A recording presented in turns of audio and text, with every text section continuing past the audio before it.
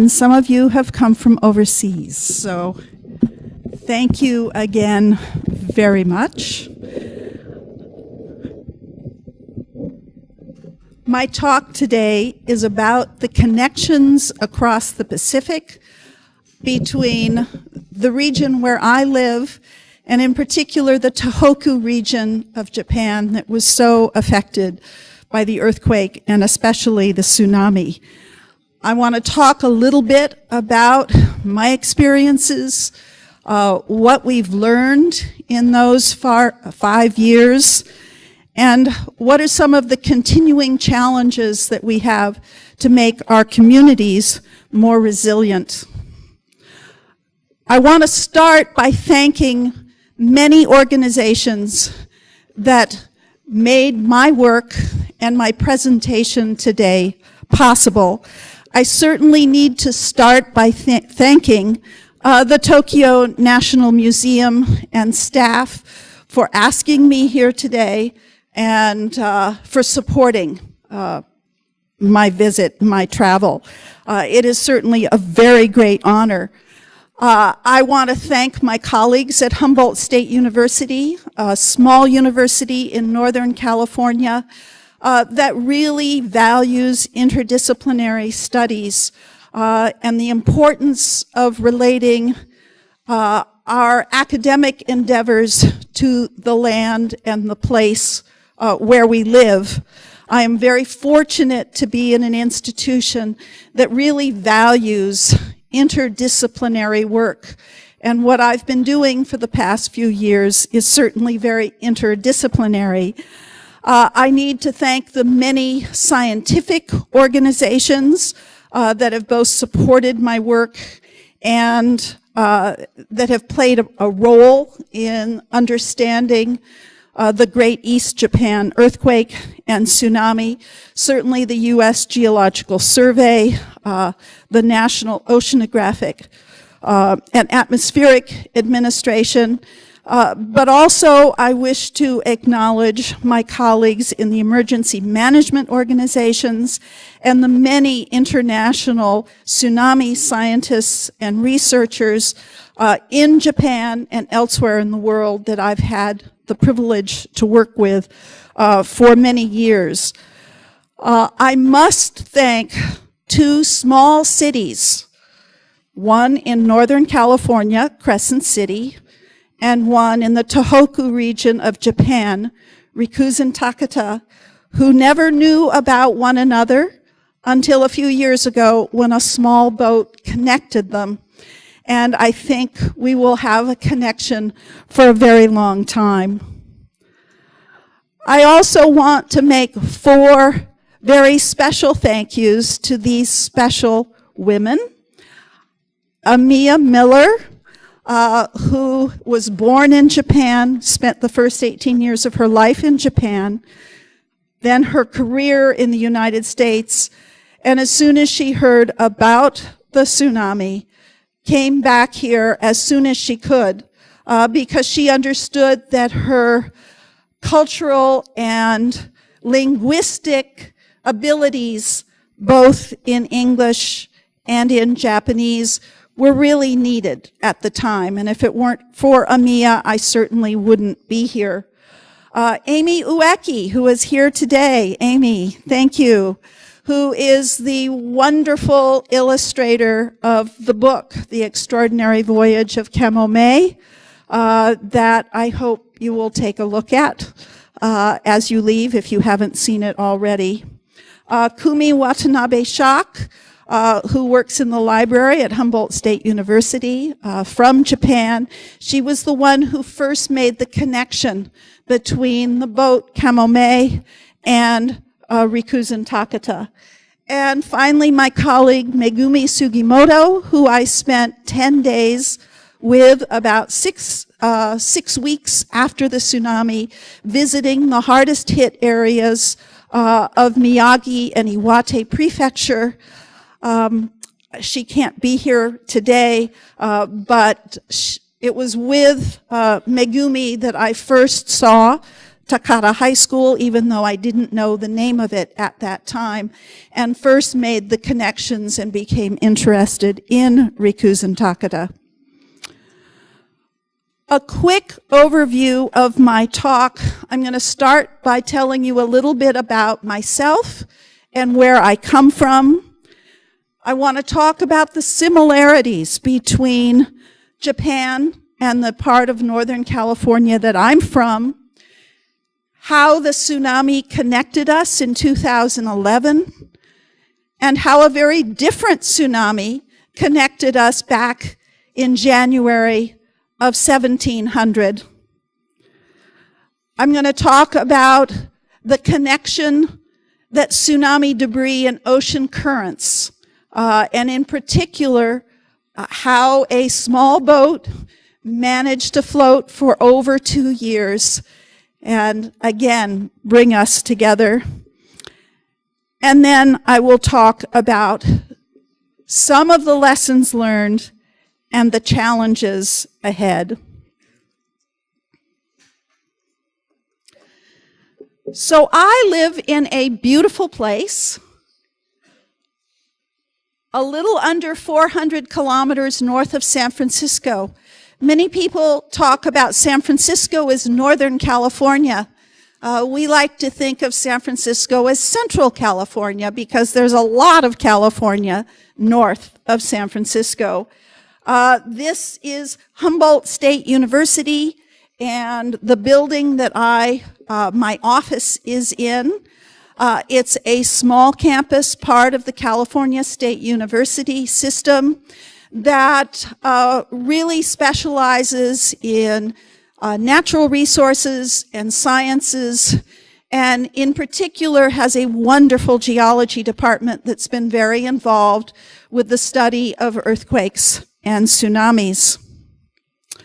My background is geophysics, and I study in particular earthquakes and tsunamis and the factors that make communities vulnerable and resilient. And generally, both of those things are happening at once. As a result, one of the things that I have found particularly useful in my work is to do post-disaster field studies. So in 1998, I embarked on my very first post-tsunami field survey to Papua New Guinea. I had no idea what I was getting into. A very remote part of the north coast of Papua New Guinea, where an earthquake had triggered a submarine landslide back in 1998 that was devastating to 4 tribal groups that lived in the area. In 2001, I had the opportunity to visit southern Peru. 2004 was really the big changer when the Indian Ocean tsunami occurred. And I had the opportunity to spend 2 weeks in the hardest hit areas of Sumatra. And I saw village, town, city, where almost everyone had died. It was very difficult because the losses were so enormous. But the very last place I visited was a small island called Simalu, and a community that was very close to the epicenter of that earthquake. And on that island, no one died, at least not in that village. Not a man, not a woman, not a child. And that's because they had an oral history about tsunamis. And they understood that when the ground shakes for a really long time, that's the warning to go to high ground. And because they knew that, they all survived. In 2006, we had a tsunami in Northern California that didn't kill anyone, but it severely damaged a harbor, and we learned that very strong currents, you don't need super high water just very strong currents can cause damage. 2009 in Samoa, where once again the lesson that people who were aware of ground shaking as being a warning of a tsunami, they tended to survive while others didn't. 2010 was an earthquake in Northern California, and here I am with my colleague Jim Goltz, who's also in the audience today, and we're briefing Governor Schwarzenegger about what happened. One of the things in our line of work is you end up talking with a great variety of people, and it's important to talk to people affected, and it's also important to talk to politicians. 2010, I was in Chile, and 2011, as I said before, in Japan. Similarities. The more time I spend in Japan, I'm certainly aware of the differences as I stumble over language, and sometimes I don't know quite what the right behavior is in a situation, but I continue to be struck by the fact that there are far more similarities between where you live and where I live than there are differences. So if we look at the Tohoku region and we look at the Northern California coast, I could sort of flip these around and you couldn't tell the difference. Beautiful, beautiful coastlines, extremely rugged, extremely remote. We're also very similar in having economies really based on natural resources, and particularly fishing, but also timber and other natural resources. We both have really good oysters.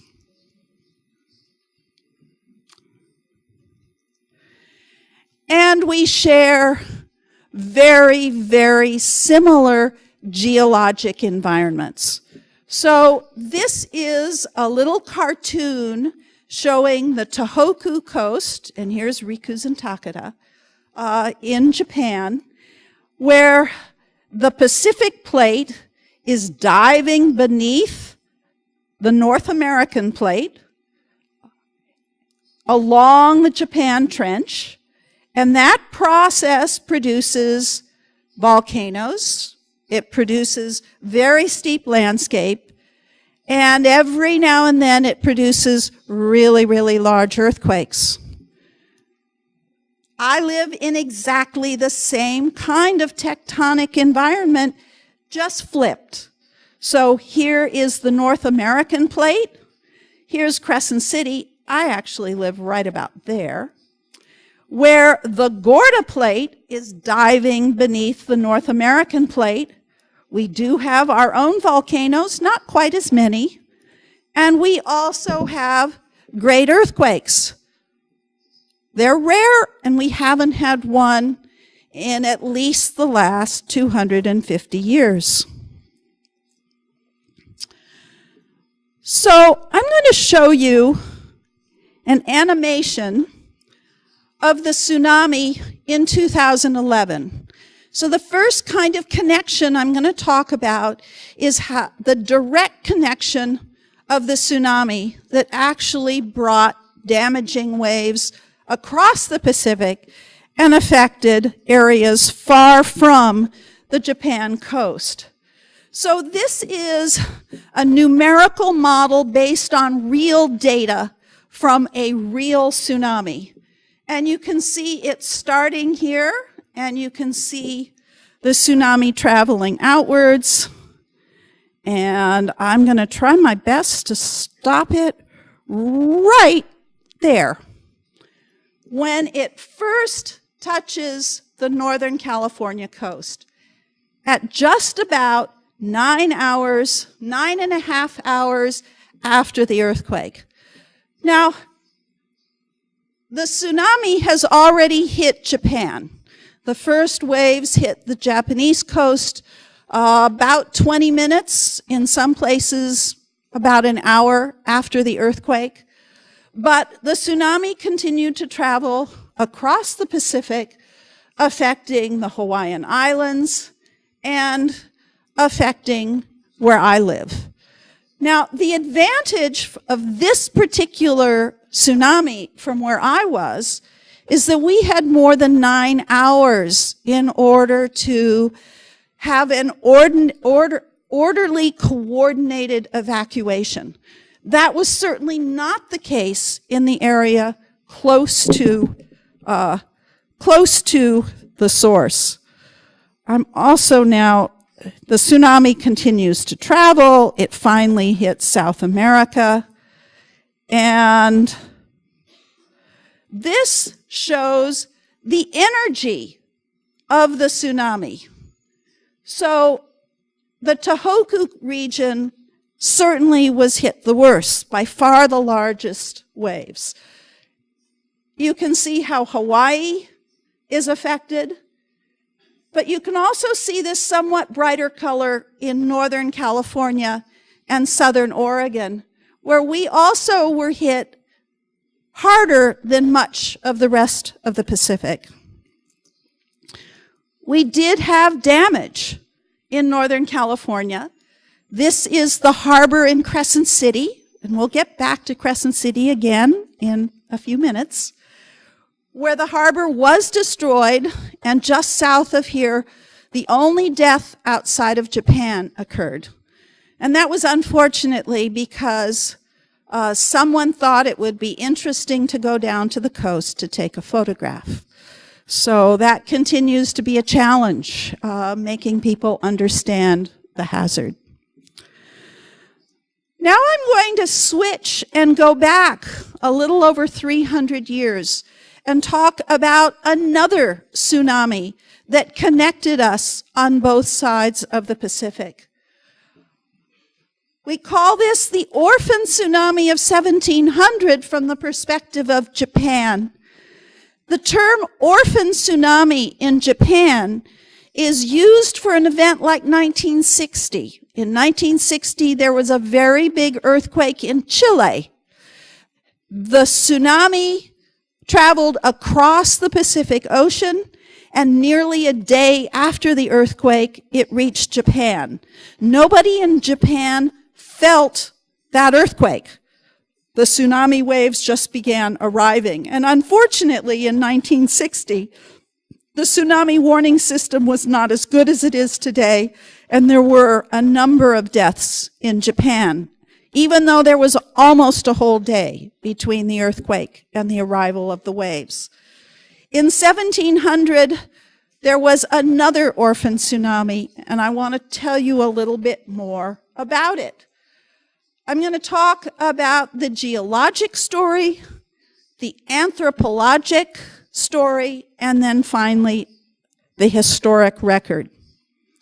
So, tsunami geology, something that we now call paleoseismology, is a very new field. The idea that we can actually go and look at evidence, sand deposits, rock deposits, that tell us if a big earthquake happened before we had written records. So, when it comes to tsunami, the story is this. Before the earthquake, we might have a nice coastal marsh with plants growing on it and soil.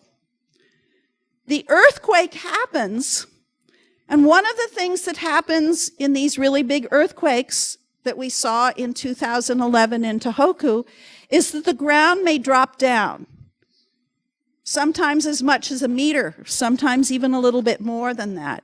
So that causes this soil layer to now be underwater. And then the tsunami rushes in and deposits sand on top of it.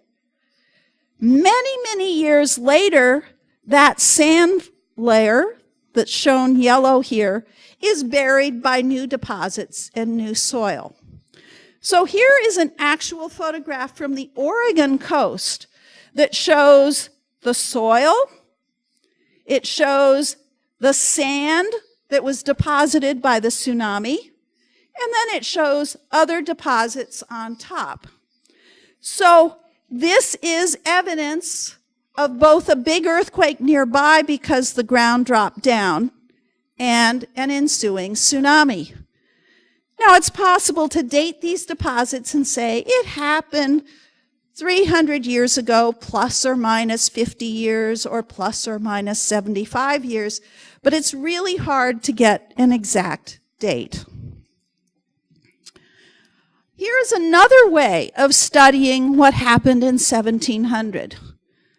There were many people living where I live in 1700. There were many Native American tribes, and these are some of the names.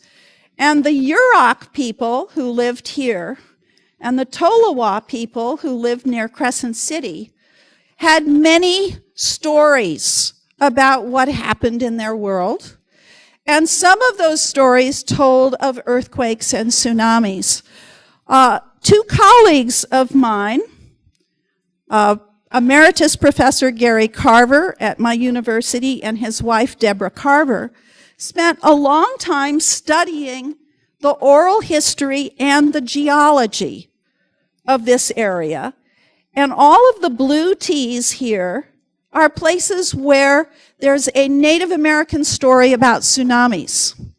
And all of the gray T's are where we found tsunami deposits. One of the stories was told by this man right here. His name was Tsurker. He was a Yurok Indian. He lived in the early 1900s, and he told of a story of a great earthquake that happened at night, in the winter, and a very large tsunami that followed. That still doesn't give us a date. Here is where the historians come in. And we're very fortunate that a group of Japanese and American researchers worked together to uncover many historic documents in Japan that dated from 1700. And they poured through years and years of documents, and they found 7 descriptions of what we call an orphan tsunami that occurred in January of 1700.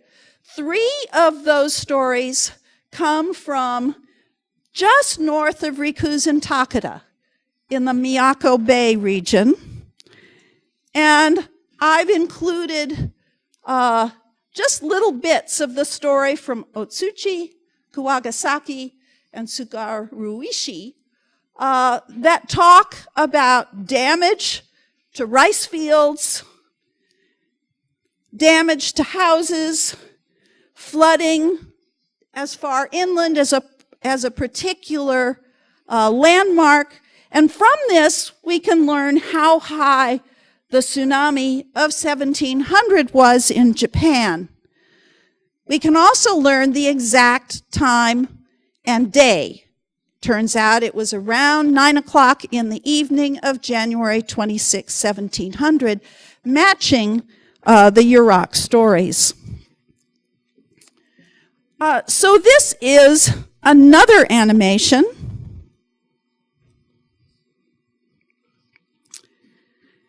that shows what we think the 1700 tsunami may have been like based on those historic records in Japan. And once again, I'm going to try to stop this right at the time. There.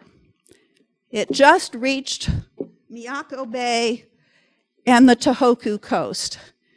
And the time is again about 9.5 hours.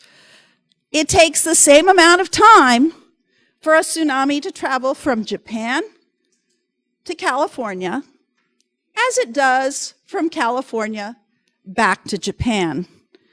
And similarly, we can look at the pattern of the tsunami strength. Unfortunately for Japan, it wasn't in the strongest area of the tsunami, but there certainly was enough to cause damage. So in 1700, Japan experienced something very similar to what the North Coast experienced back in 2011. I now want to talk about a different kind of tsunami connection. We know that tsunami waves can travel directly across the Pacific, but it wasn't until about 3 years ago that I became aware of another way in which tsunami connects us, namely tsunami debris. So this is a photograph that was taken only a few weeks after the tsunami off the coast of Japan, when you can see the enormous amount of debris.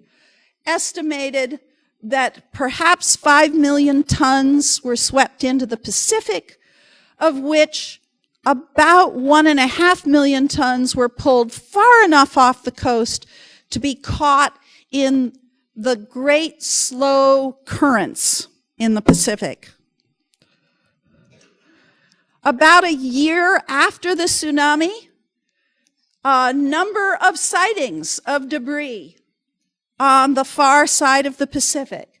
So the very first was this 60-foot, 20-meter long derelict fishing boat that was found right about here. And soon after, the famous soccer ball from Rikuzen Takeda, a Harley-Davidson motorcycle. Hard to imagine how that floated across the Pacific. Well, it didn't float across the Pacific. The young man who owned it kept it in a nice styrofoam case, and so it was able to float. Here we have a dock that beached along the Oregon coast, boats and other containers. There have been over 2,000 reports of potential tsunami debris sightings since 2012, but only about 60 have been actually confirmed as having been in Japan on the afternoon of March 11th, 2011. Most of the debris, it may have Japanese characters on it, or it may have features that are typical of Japanese architecture, but because there's no serial number, it's impossible to definitively link it to Japan. Boats are one of the exceptions, because Japanese boats have registration numbers on them. And these little, what we call panga boats, typically made of fiberglass, on the order of 6 to 7 meters in length, built very, very well, float extremely well. Here's one of these boats in British Columbia. This was found in Oregon, Washington State, Midway, Maui, and Alaska. This boat was just, let's see, no, one of the Maui boats was just returned. I'm going to talk about this boat. And this is the boat that's the subject of the story. This is Camo May. And this is me the morning that I first met Camo May. It was found on April 7th, 2013, beached just south of Crescent City. That same city that suffered damage in 2011. And I got a call from the sheriff's department saying, "Lori, you really need to come and see this." And so I came, and this little boat was just completely covered with barnacles. But when we scraped away some of the barnacles, we saw this writing on the side, and thanks to Kumi in the library at my university, I immediately sent her this photo, and about 10 minutes later she said, "That says Takata High School." And I also sent her a copy of the registration sticker, and she said, "That's in Rikuzen Takeda, Japan." So let me give you another little animation that will provide you a feel for how this debris, now notice we're talking, this is going very, very slowly.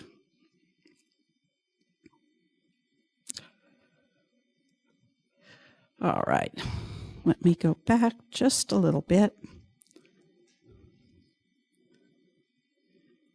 So here we have April 2013.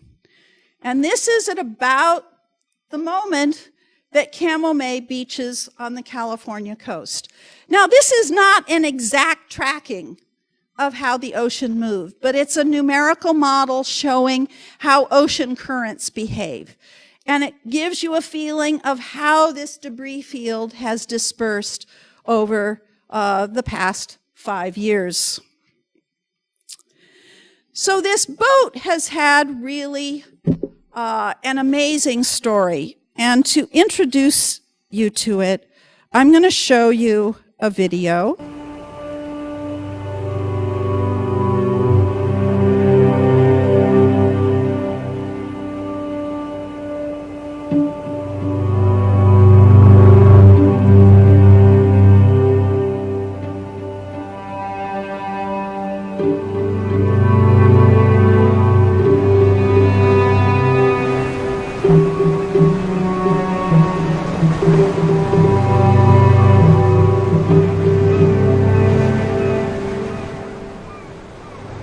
It was just covered in gooseneck barnacles. You couldn't even tell it was a boat at first.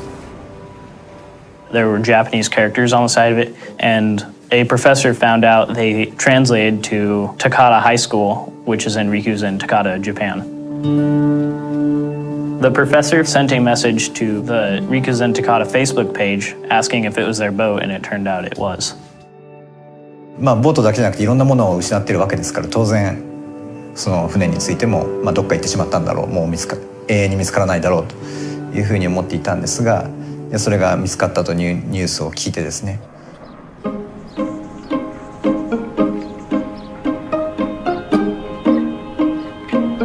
Hi, I'm Connor Fields from Dengler High School, and we're cleaning your boat to send it back your way to Takata High School. Before the boat washed ashore, we had never heard of Rikuzen Takata, but we were very surprised to hear about the similarities between our two small fishing communities.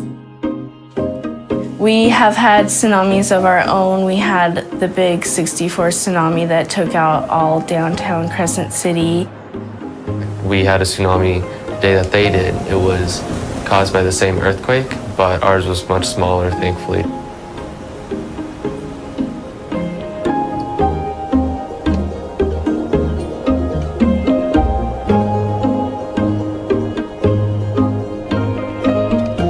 You can't really know what it's like until you come here and see it in person.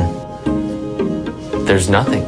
We're looking at where a whole downtown used to be. It's flat ground. 3年間、震災から経ったんですが、まだ道半ばというところです。今新聞とかテレビにおいて伝えられることというのは非常に少なくなってきています。したがってその Facebook であれば我々が独自に発信ができますので、それはやっぱり最大限に活用しています。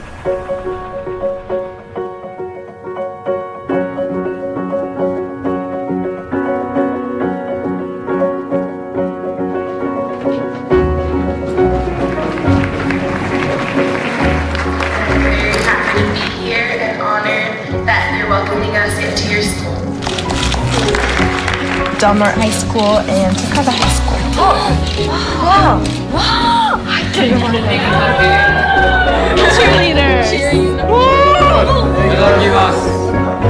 What is your favorite?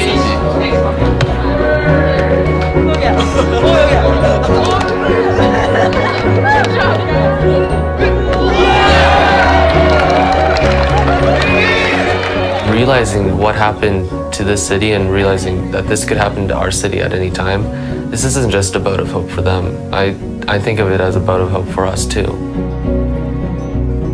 It took 2 whole years for the boat to travel all the way across the Pacific Ocean, over 5,000 miles. ボートがですね、ものすごく離れた距離を横断して、アメリカに流れ着いて、でそしてまたそれが戻ってきたという、これはもう奇跡以外の何物ではないというふうに思っています。ですからこの奇跡がですね、復興のシンボルとなってクレセントシティと陸前高田市をつなぎ、架け橋になってくれればいいなということを強く期待しています。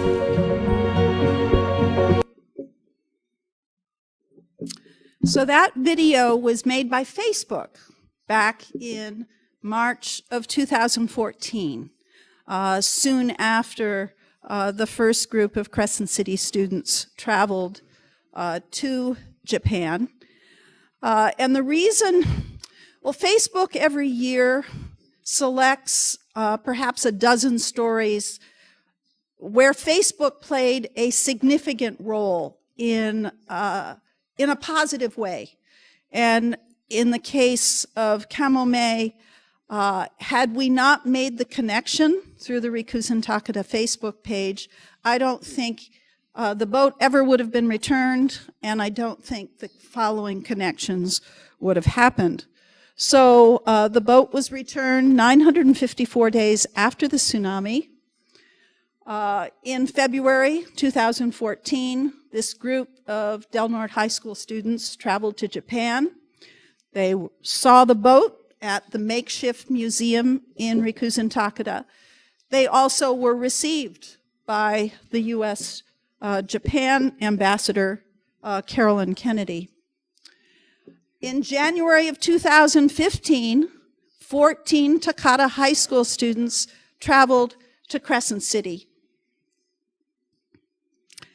And just last month, 8 Crescent City High School students, a different group of high school students, traveled to Rikuzen Takeda. We hope that this is going to become a permanent exchange between the two schools. The schools have a sister school relationship.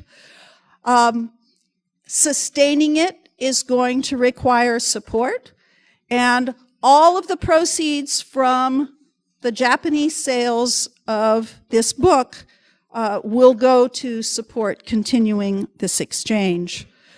Kamome does continue to travel. In January through March of 2015, you could have seen Kamome right there outside the front of this museum. And I was able to track Kamome down in Fukui 2 days ago, after having been in Nagoya. A cultural artifact like this boat can tell so much about what happened that just reading a story cannot. And a boat like this really connects people because you understand, you see this physical boat, you can imagine it floating across the Pacific. Last November, it became a children's book. The Extraordinary Voyage of Kamome, in English. In Japanese, it has a different title, basically, Let's Be Friends Forever. I wrote most of the English, Mia wrote all of the Japanese, and Amy did the wonderful illustrations. And this is Haley, one of the 6 Crescent City students in that first group.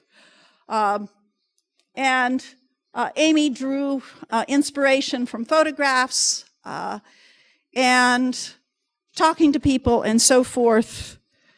And I think you will find her illustrations absolutely extraordinary. The intent of the book, I've been asked, why write a children's book? I mean, I'm a tsunami scientist. I go to professional meetings. Because this story needs to be told, and it really resonates with children. Here Mia and I are presenting at a school in Oregon. Here we are in Washington. This book is a wonderful way to talk about similarities between us and Japan, or between Japan and the United States. And it's also a way to begin to talk about how to prepare for earthquakes and tsunamis. So I'm going to finish up summarizing some of the lessons learned over the past 5 years. And I'd like to start out with everybody just closing your eyes for a moment and thinking of something that you learned over the past 5 years.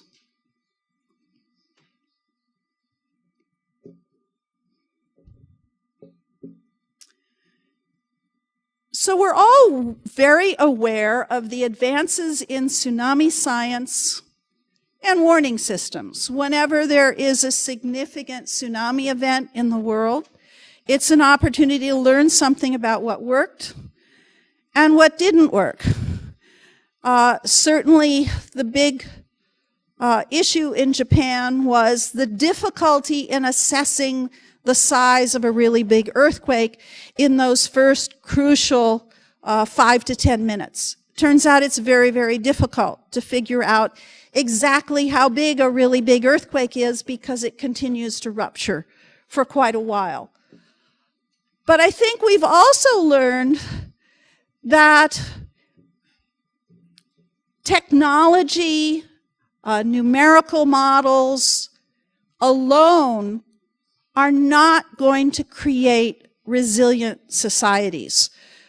We can have the best science and engineering available, and if you don't involve people, if you don't communicate to people, if you don't understand how people process hazard information, then all of that incredible science and technology is not going to be of much use. That I think we've all come to understand that communication of risk and involving all groups of people, even children, in understanding what you need to do in the event of a significant tsunami is important. And as an example, I am showing Unasamai School near Kamaishi.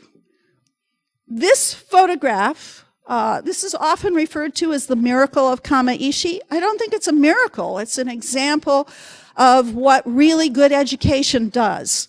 So there was a program in the Kamaishi area to really educate children to respond on their own when a disaster situation struck. And as part of this program, the students, the elementary students and the junior high students, practiced evacuation together. This is an incredible photograph taken during March 11th, 2011, showing these students, and you can see the elementary students and the junior high school students, evacuating from their school, basically leading the evacuation themselves. This group survived. They all survived. They went to a certain point, they decided it wasn't far enough, they evacuated further. Educating children as to what to do in a tsunami event pays off. What we've also learned is that recovery is really difficult, especially as weeks turn into months, turn into years. And for the many towns and cities in the Tohoku region, where every day is a reminder of all that is lost. You wake up in the morning and the first thing you see when you look out of the window is all that is gone. You are still in the disaster. The disaster was not over 5 years ago. It is still going on every day. And whether it is trying to restore the lost cultural artifacts, whether it's trying to rebuild buildings, certainly rebuilding lives, it takes a really long time. And this is where I think the story of the high school students shows a small piece of something that helps. Kindness matters. A small act of kindness. In this case, what started with a group of students at a high school in Northern California that didn't know anything really about Japan, but they thought it would be a nice idea to send this boat back. And that idea built, and it resonated. And there was help from government officials. There was help from businesses. There have been help from aid agencies. And as a result, something much bigger than that small initial action has been started. And it's made people smile. And when you are in the disaster area, being able to smile about something is very important indeed. There are many challenges ahead. The business of preparedness, of resilience, of recovery goes on. And it's not something we can do once and kind of sit back and say, yes, we've done it, no problem. It's not particularly glamorous. It doesn't get front page news except on important occasions like a 5-year commemoration. But it's something that needs to become part of the culture of everyone. Whether it's what to do when the ground shakes, how to practice evacuation, how to understand how people respond to warning notices. We can't just sort of get your smartphone and say, there's a tsunami coming, without understanding how people are going to respond to that information. And so it's terribly important for this interdisciplinary approach, for the scientists, the engineers, and the social scientists, and for all of us to be part of that discussion. I want to briefly mention fear, because certainly in the United States, fear has become something that the media uses a lot to get people to buy newspapers, to watch news, to become interested in a subject. So we'll hear stories about, there's going to be this terrible earthquake sometime. And the whole point is to get people frightened. It turns out fear is a terrible motivator of getting people to take action. It's a good way to sell newspapers.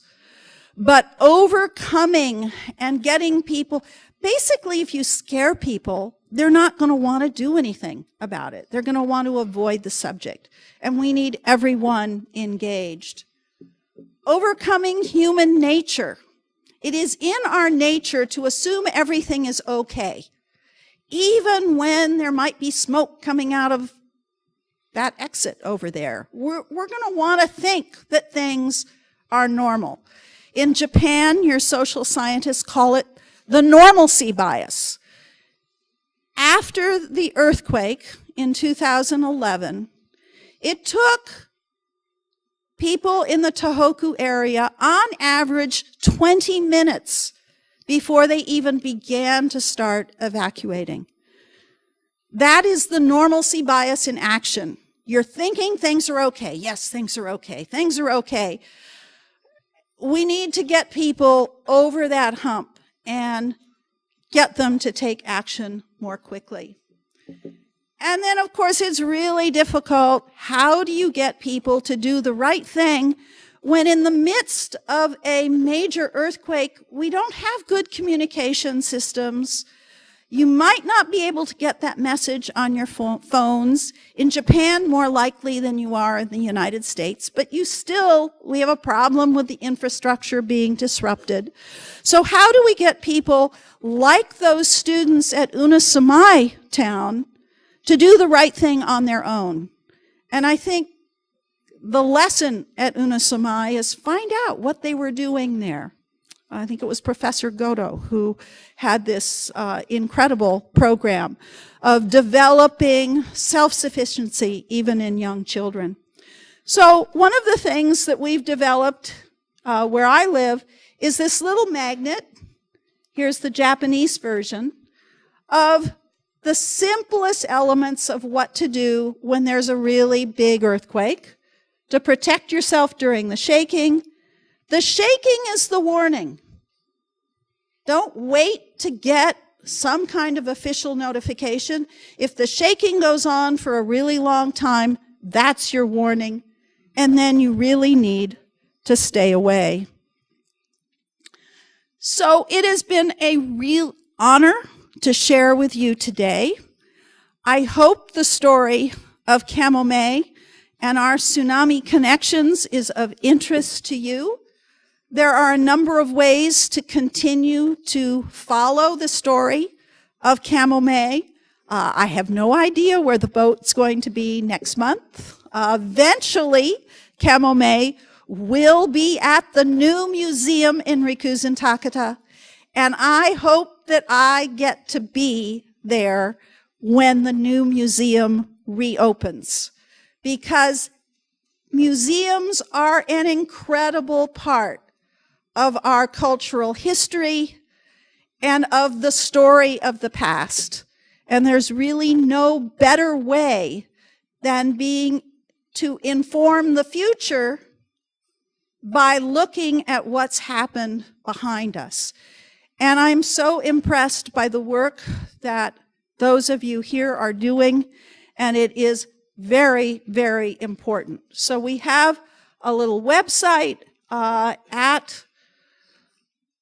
you can follow what Kamome's up to. I actually have some Japanese colleagues. I'm hoping that we can eventually develop a mirror site in Japanese. I hope that it can become part of curriculum.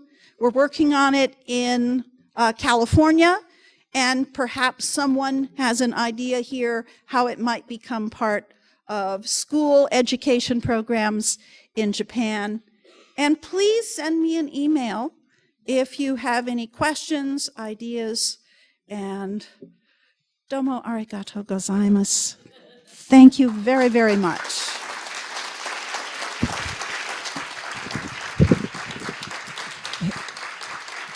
Dengler 先生、ありがとうございました。日本とアメリカをつなぐ太平洋の地球の鼓動を見るような大変ダイナミックなお話から、それに対して